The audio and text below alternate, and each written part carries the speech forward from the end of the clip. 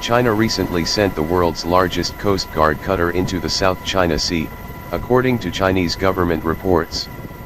The 12,000-ton China Coast Guard, CCG, 3901 cutter, which some analysts call the monster, is larger than the U.S. Navy's Ticonderoga-class guided missile cruisers and Arleigh Burke-class guided missile destroyers. Unlike most other Coast Guard ships, this vessel runs heavily armed with 76 mm rapid-fire guns, 2 auxiliary guns, and 2 anti-aircraft guns, reports the Diplomat. The South China Sea Division of China's State Oceanic Administration reported recently that the ship spent about 3 weeks patrolling islands claimed by Beijing to protect China's maritime rights.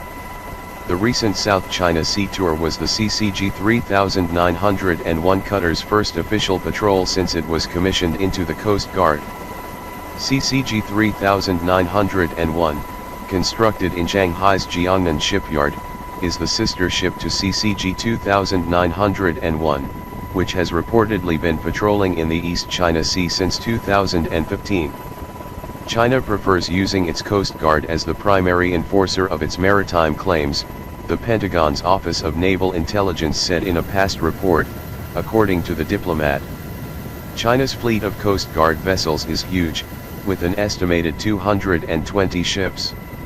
While China is developing its naval capabilities, when it comes to the contested South China Sea, China relies heavily on its Coast Guard and maritime militia forces to carry out gray zone aggression against other claimants and, in some cases, the Chinese Navy gray hulls are more likely to cause the situation to escalate than some of the other vessels.